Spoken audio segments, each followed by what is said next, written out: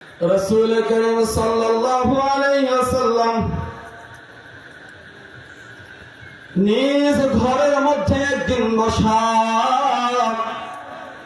পয়গম্বরের বিবি আম্মা জানা আয়েশা সিদ্দিকা রাদিয়াল্লাহু তাআলা পয়গম্বরের শরীরের মধ্যে তেল লাগাইবেন বলে জামাটা একটু আলগা করছে।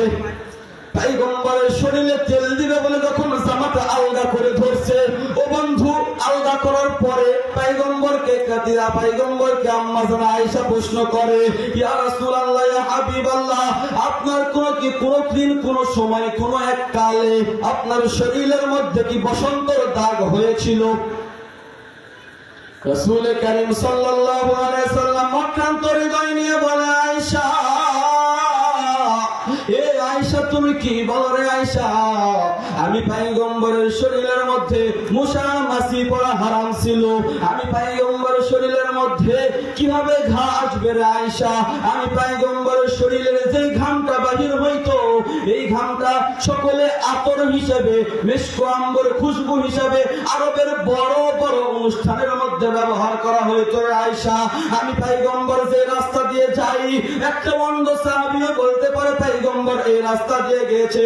আর আয়েশা, তুমি কি কথা বলো, আমার শরীরের মধ্যে কেন বসন্তের দাগ হবে? আম্মা জান আয়েশা বলে, ইয়া রাসূলুল্লাহ, ইয়া হাবিবাল্লাহ, তাহলে বলুন তো শুনি, আপনার শরীরের মধ্যে চালনের ছাঁচড়ার মতো এত এত খুঁটি খুঁটি দাগ কিসের জন্য? রাসূল করিম সাল্লাল্লাহু আলাইহি ওয়াসাল্লাম আম্মা জান আয়েশা রাদিয়াল্লাহু তাআলা আনহাকে দরদ মাখা কণ্ঠ নিয়ে বললেন, ওরে আয়েশা, শোনো, আমি যখন একটা এমন নিকৃষ্ট জামানার মধ্যে যখন আমি এসেছি, আমি আসার পরে যখন পয়গম্বর আরবি আল্লাহ রাসূল বলেন, আমি যখন এসেছি আল্লাহর পক্ষ থেকে যখন আমাকে নবুয়ত দেওয়া হয়েছে, আমি তখন পাহাড়ের চূড়ায় গিয়েছিলাম। যাওয়ার পরে আমি সমস্ত আরববাসীকে ডাক দিয়ে বলে, আরববাসী শোনো, এই আরববাসী শোনো, আমি যদি বলি ওই দূর পাহাড়ের চূড়ায় শত্রুরা আমাদের উপর আক্রমণ করতেছে, আমার কথা কি তোমরা বিশ্বাস করবে? সমস্ত আরববাসী বলে ওঠে, অবশ্যই বিশ্বাস করব, কারণ আপনি বলেন আল আমিন, আল্লাহু আকবার, আপনি বলেন আল আমিন, আপনি বিশ্বাসী, আপনি কোনোদিন মিথ্যা বলবেন না। ওরে আয়েশা শোনো, ওই দিন আমি বলেছিলাম বনি কুরাইজা, বনি হাশেম, বনি মুত্তালিবকে ডেকে বলেছিলাম, আর গোত্রদেরকে ডেকে বলেছিলাম, লা ইলাহা ইল্লাল্লাহু তুফলিহুন। সঙ্গে সঙ্গে সমস্ত গোত্রের মধ্যে বিভেদ সৃষ্টি হয়ে গেল। আমি তখন দিনের দাওয়াত শুরু করে দিয়েছিলাম আয়েশা।